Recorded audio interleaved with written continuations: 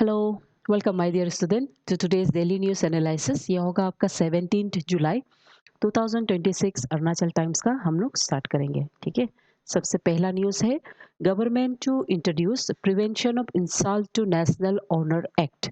इसके अलावा आपका registration of birth and death वो भी डिस्कस किया जाएगा एंड फॉरेन का जो ट्रांजैक्शन बिल है उसको भी डिस्कस किया जाएगा।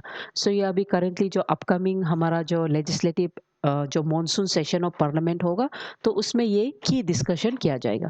तो सिंस सिविल सर्विस के लिए ये सब क्वेश्चंस जो होता है बहुत इंपॉर्टेंट होता है, तो एग्जाम पर्सपेक्टिव से अभी हम ये क्वेश्चंस लोग को डिटेल में देखेंगे। ठीक है, तो सबसे पहले let's see prevention of insult to national honour bill, यानी कि ये एक बिल है, इसको इंट्रोड्यूस कर रहा है जहाँ पे स्पेशली हमारा जो नेशनल सॉन्ग है, ठीक है, नेशनल सॉन्ग मतलब वंदे मातरम, ये सॉन्ग को भी उतना ही लीगल प्रोटेक्शन दे जितना हमारा नेशनल एंथम को दिया जाता है, यानी कि जन गण मन को। ठीक है, और अगर ये सॉन्ग को कोई इंसल्ट करता है तो इसके साथ punishable criminal offence chargesheet put किया जाए under prevention of insult to the national honour act of 1971।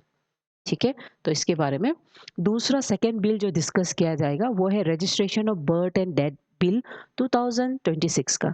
सो हमारा एक section 13(3) of registration of birth and death act of 1969 ये बोलता है कि इसमें जितना भी आपका जो बर्थ होता है, मरण होता है, उसको आप रजिस्टर्ड करना है। ठीक है, तो वहाँ गाइडलाइंस देता है। तो करेंटली ये जो बिल है इसमें नया बिल 2026 का ये रहेगा कि अगर आप डिलेड रजिस्ट्रेशन करता है तो आपको इससे रिलेटेड चार्जेस या फाइन या पनिशमेंट कुछ दिया जाएगा। ठीक है, थर्ड जो है foreign contribution amendment bill.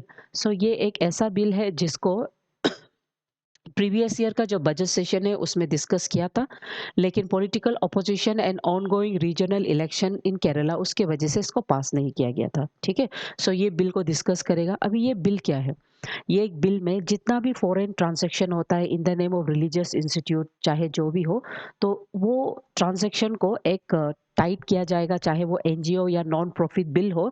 Every transaction उसको डिटेल में देखा जाएगा, मतलब आपको उसका पूरा डिटेल लगाना है, कहाँ से आ रहा है, किसके लिए आ रहा है और कौन सा अकाउंट में आ रहा है, ताकि हम करप्शन को टैकल कर सके। ठीक है, तो एग्जाम पर्सपेक्टिव से let's understand prevention of insult to the national honour act के बारे में।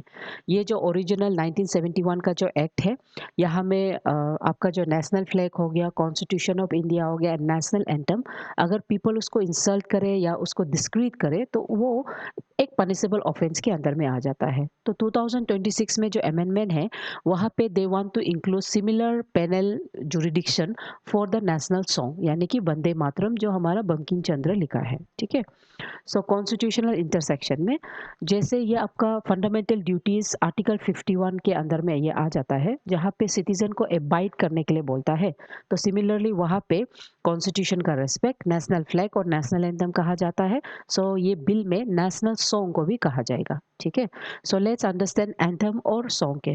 नेशनल सॉन्ग हमारा जन गण मन है एंड इसको प्रोटेक्शन स्टेटस 1971 का एक्ट से सेक्शन 3 के अंदर में दिया जाता है। ठीक है, वेराज बंदन वंदे मातरम हमारा नेशनल सॉन्ग को, इसको कॉन्स्टिट्यूशनल असेंबली जब फॉर्म हुआ था 1950 में, तभी हम इसको एक ही साथ इंट्रोड्यूस किया है। बट इसमें कोई मतलब स्टेटरी पेनल्टी क्लॉसेस जैसे आपका 1971 का एक्ट में है, इसमें कोई इंक्लूजन नहीं है। ठीक है, डन। दूसरा है registration of births and death. So यहाँ पे सिग्निफिकेंट क्यों गवर्नमेंट इसको बिल को इंट्रोड्यूस कर रहा है और क्यों यहाँ में पेनल्टीज इंट्रोड्यूस कर रहा है, बिकॉज अगर आप डिलेड रजिस्ट्रेशन करेगा तो हम डाटा वेलनरेबिलिटीज़ के अंदर में आ जाता है। हमारे यहाँ में सिविल रजिस्ट्रेशन डिले हो जाता है, डेमोग्राफिक डाटा डिले हो जाता है एंड सेंसेक्स में ये रजिस्टर्ड बर्थ एंड डेथ बहुत मायने रखता है, और फिर सेंसेक्स से हम डिलिमिटेशन करता है। सो इसलिए सच टाइप्स ऑफ रूल को इम्प्लीमेंट कर रहा है। ठीक है, डन। सो इसमें दूसरा अभी जो हम डिबेट देख रहा है ये बेसिकली आपका नेशनल एंथम्स को, नेशनल सॉन्ग्स को लेके वो डिबेट को हम देखेंगे। ठीक है, so national song and national anthem में ज़्यादातर freedom of expression and public opinion को लेके ऑफन क्लासेस होता है, जहाँ में सिविल लिबर्टी ज़्यादातर आपका नेशनलिज्म, फोर्स नेशनलिज्म के अंदर में ये आ जाता है। ठीक है, सो नेशनल एंथम को लेके कुछ कुछ केस स्टडी होता है, सो ये केस स्टडी में हम लोग देखेंगे। जैसे Bijoe Emmanuel and state of Kerala case of 1986, इसको केस स्टडी में देखेंगे रिगार्डिंग नेशनल एंथम के ऊपर में, ठीक है? नेशनल एंथम के ऊपर में जो स्टैट्यूटरी जो प्रोविजंस लगाता है, ठीक है? सो विजय इमानुएल का जो केस होता है वो ऐसा होता है कि 3 स्टूडेंट्स जो Jehovah faith blood faith of the Christ जो होता है उस पे डिपेंड मानता है, वो लोग को मानता है। तो ये तीनों बच्चा जब स्कूल में नेशनल एंथम गाया जाता है, वो खड़ा करता है लेकिन वो नहीं गाता है।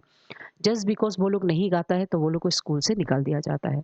तब जाके वो लोग पिटीशन फाइल करता है केरला कोर्ट में, एंड केरला कोर्ट बोलता है कि नेशनल एंथम जब गाएगा आपको गाना पड़ेगा, जब प्ले करेगा आपको साथ में गाना पड़ेगा स्टैंड करते हुए।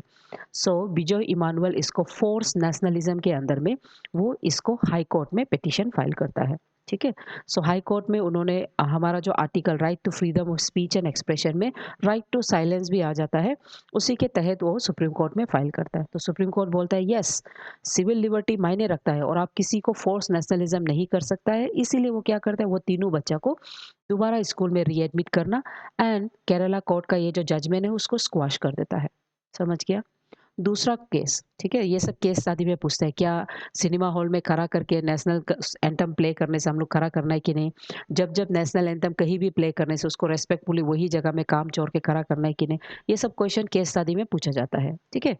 उसके बाद श्याम नारायण चौक से वर्सेस यूनियन ऑफ इंडिया। ये केस ऐसे होता है कि इन द ईयर 1998 में सिनेमा में एक मूवी चलता है, कभी खुशी कभी गम, ठीक है?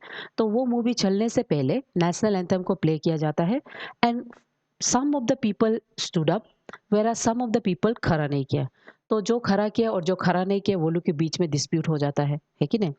तो यहाँ पे ये डिस्प्यूट से इतना हो जाता है कि एक पीआईएल वो फाइल करता है, ठीक है? पीआईएल फाइल करके वो पीआईएल अंडर आर्टिकल 32 वो फाइल करता है एंड उसके बाद पीआईएल फाइल करने के बाद सुप्रीम कोर्ट का जजमेंट क्या होता है? सुप्रीम कोर्ट इनिशियली पहला जजमेंट 2016 में देता है और वो उसमें क्या बोलता है, मैंडेट बनना है, मैंडेटरी फिल्म शुरू होने से पहले नेशनल एंथम का सॉन्ग प्ले होना है। तो उसका ये मैंडेटरी से पूरा नेशनल वाइड एक डिबेट चल जाता है, ठीक है? डिबेट चलता है कि क्या सिविल लिबर्टीज मायने नहीं रखता है? क्या किसी के ऊपर में तुम फोर्स नेशनलिज्म कर सकते हो? What about the fundamental rights article 19, article 25, ठीक है? सो इसी के चलते 2018 में सुप्रीम कोर्ट नया वर्डिक्ट देता है। वो 3 इंपॉर्टेंट पॉइंट्स बनाता है। पहला वो बोलता है नॉट मैंडेटरी, ये ऑप्शनल हो सकता है। सेकंड वो बोलता है कि जो फिजिकली चैलेंज है दे शुड बी एक्सेप्टेड, ठीक है? एंड थर्ड वो क्या बोलता है, थर्ड वो बोलता है कि ये स्टेट का डिस्क्रिशन में रख देगा, यानी कि पर्टिकुलर स्टेट में जिस तरह से रूल होगा उस हिसाब से पब्लिक को करना होगा। So that was the judgment. So time and again हमेशा क्वेश्चन अबाउट फोर्स नेशनलिज्म को लेके, जैसे कि नेशनल एंथम्स को लेके पूछा जाता है। ओके, नेक्स्ट, अंजाओ कृषि अंजाओ कृषि विज्ञान केंद्र celebrates Indian councils of agriculture research 98 foundation day, ठीक है? सो इसके बारे में हम देखेंगे। सो अंजाव का जो सेंटर है, India 98 foundation day for the Indian council of agriculture research कर रहा है, तो उसको अंजाव का जो डिस्ट्रिक्ट है वहाँ का भी के ये इंस्टीट्यूट को ये फाउंडेशन डे को सेलिब्रेट कर रहा है। सो के यहाँ पे जो टीम है, it was reflecting on 98 years री इमेजिनिंग एग्रीकल्चर फॉर विकसित भारत एट 2047, ठीक है? तो हम ये याद करना है कि इंडिया का जो आईकार इंस्टीट्यूट है, आईकार, ठीक है, एग्रीकल्चर से रिलेटेड ये जो इंस्टीट्यूट है, ये इन द ईयर 1929 में इसका फॉर्मेशन हुआ है, 1929 में। सो एज ऑफ नाउ ये करीब 98 ईयर्स हो गया है और इसका जो हेडक्वार्टर है, एग्जाम के लिए याद रखो, न्यू दिल्ली में है, ठीक है? उसके अलावा जो डिटेल्स एग्जाम के लिए और क्या चाहिए है, अरुणाचल का लेके, अरुणाचल प्रदेश, ठीक है? अरुणाचल प्रदेश में आईकार का 2 इंस्टीट्यूट है, ठीक है? आईकार का 2 इंस्टीट्यूट है अरुणाचल प्रदेश में। ओके, मैं नेक्स्ट पेज में लिख देता हूँ, होगा यहाँ पे लिख देगा। सो अरुणाचल प्रदेश में आईकार का 2 इंस्टीट्यूट है। पहले आईकार जो इंस्टीट्यूट इनिशियली, ठीक है, ये इनिशियली आपका लपारादा में वो है, बासर लपारादा, ठीक है? बासर लपारादा में इन द ईयर 1979 में इसका फॉर्मेशन हुआ है, ठीक है? 1971 में। उसके बाद आगे जाके आपका आईकार याक इंस्टीट्यूट, याक का जो रिप्रोडक्टिव रिसर्च इंस्टीट्यूट है वो 1989 1989 88 टू 89 के समय में इसका फॉर्मेशन हुआ है, ठीक है। सो सच 2 इंस्टीट्यूट्स आर देयर। इसके अलावा कृषि विज्ञान केंद्र पूरा हर जगह में है। नाउ ये इंस्टीट्यूट क्या करता है, ये research, education and other extended help जैसे कि क्रॉप से रिलेटेड वो किया जाता है।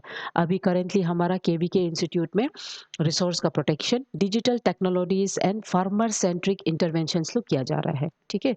सो हिल हमारे जैसे टोपोग्राफिकल ज्योग्राफिकल प्लेसेस में क्लाइमेट स्मार्ट एग्रीकल्चर करना बहुत ज़रूरी है, जहाँ पे इंटीग्रेटेड फार्मिंग्स एवरीवेयर आपको देखने को मिल रहा है, और इससे अंजाव जैसे डिस्ट्रिक्ट्स में इंक्रीज ऑफ इकोनॉमी देखने को मिल रहा है। दूसरा, केवीके का जो इन्वॉल्वमेंट के वजह से आपका youth and women agriculture entrepreneurship में ड्राइव कर रहा है।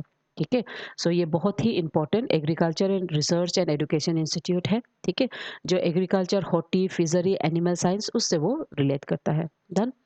सो often we call KVK as the frontline link, जो लैब से लैंड तक का जो रिसर्च होता है उसको वो कनेक्ट करता है, एंड वो specialise technology training centres specially to areas, hilly areas लोग को वो प्रेजेंट करता है। ठीक है। और वो स्मार्ट क्लाइमेट स्मार्ट एग्रीकल्चर को एडॉप्ट करने के लिए साथ ही साथ इंटीग्रेटेड फार्मिंग को एडॉप्ट करने में मदद करता है। Done. Skyroot's Vikram 1, India's first private orbital rocket to be launched on July 18. Now ये सब करंट अफेयर्स बन जाएगा, आपको पूरा याद करना है, याद करो। ठीक है। इंडिया का सबसे पहला first private orbital class rocket जिसका नाम है विक्रम 1। ठीक है। और ये मिशन क्या है, इसको मिशन आगमन बोल रहा है, इसको भी याद करो, मिशन आगमन विक्रम 1। ये आपका सतीश स्पेस स्टेशन हरिकोटा में जो है वहां से ये लॉन्च किया जाएगा बाद में। ठीक है ना। डन। उसके बाद ये पहला ऑर्बिटल क्लास रॉकेट रहेगा हमारा इंडिया का, और ये कंप्लीटली प्राइवेटाइजेशन है। ठीक है। प्राइवेट यानी कि सेल्फ स्टार्ट उससे स्टार्ट कर रहा है। एंड यहाँ पे ये एक जो रॉकेट का जो कैरिंग कैपेसिटी होता है पेलॉड्स उसको इंक्रीज किया जा रहा है। ठीक है। एंड ये स्काई रूट यानी कि एक प्राइवेट स्टार्टअप कंपनी है, ये उसी का है। सो स्पेस में टेक्नोलॉजी जैसे कि अभी विक्रम 1 में क्या टेक्नोलॉजी यूज कर रहे हैं, इसमें स्टील को रिप्लेस करते हुए कार्बन फाइबर्स को यूज किया जा रहा है, जो 5 टाइम्स हल्का है, एंड इसका ड्यूरेबिलिटी टेंसाइल स्ट्रेंथ ज्यादा है। ठीक है। सो ऑप्टिमल पेलोड फ्रिक्शंस के साथ इसको हम लोग यूज कर रहा है। डन। एंड प्रोग्रेशन में हम क्या देखने को मिलेगा कि ये एक ऐसा प्रोग्रेस है जहाँ पे स्पेस टेक्नोलॉजी में प्राइवेटाइजेशन का इन्वॉल्वमेंट है, एंड इंडिया सेल्फ सस्टेन हो रहा है। ये मतलब कंप्लीटली इंडिजीनियस स्क्रैप क्रॉप होगा, उसको आपको याद करना होगा। ठीक है। डन। चलो एमसीक्यूज देखता है। Consider the following statement regarding the prevention of insult to the national honour act of 1975। तो यहाँ पे पहला फर्स्ट क्वेश्चन क्या दे रहा है, the original 1971 act explicitly prescribes penalty punishment for causing intentionally disruption to the singing of national song। National song नहीं है ना, नेशनल एंथम के लिए है, इसीलिए नेशनल सॉन्ग को हम लोग पुट कर रहा है। The act extends to protection of the Constitution of India and Indian national flag. Yes. उसके बाद preventing the singing of national anthem is a punishable offence under section 3 of the act. Yes. ठीक है। So option B 1 तो गलत है, ये national song नहीं है, इसको अभी हम लोग इंक्लूड करना चाहेगा, है ना। With reference to KVKs in India, KVKs are 100% funded by the central government through Indian Council of Agriculture Research. Yes, completely. They serve as an institutional link to transfer agriculture technologies from laboratory to farmers. Yes, lab to land, है ना। उसके बाद first KVK was established in the state, नहीं, first KVK यहाँ establish नहीं हुआ है, तो ये है 1 and 2। ठीक है। उसके बाद विक्रम एस रॉकेट से रिलेटेड क्वेश्चंस है। Vikram S used liquid propulsion whereas Vikram 1 uses different solid fuel framework। नहीं, ये भी liquid propulsion में है। Vikram S R sub orbital launch whereas this is orbital launch। yes, ये सब ऑर्बिटल लो लैंड और ये एल्टीट्यूड का डिफरेंस हो जाएगा। उसके बाद Vikram S deployed enter ISRO, नहीं, ये तो कम्प्लीटली प्राइवेट है, नो। ठीक है। So B, only B. उसके बाद prevention of insult to the national bill को लेके आपको पूछा जा सकता है क्या fundamental duties article 51A and fundamental rights के बीच में। ठीक है। ये ऑलरेडी पूछा है ना। जैसे आपका लैंडमार्क डिसीजन, जैसे आपका केशव नंदना भारती, ये भी तो फंडामेंटल राइट से ही जुड़ा है, फंडामेंटल राइट्स और directive principle fundamental rights and directive principle से जुड़ा है, ठीक है।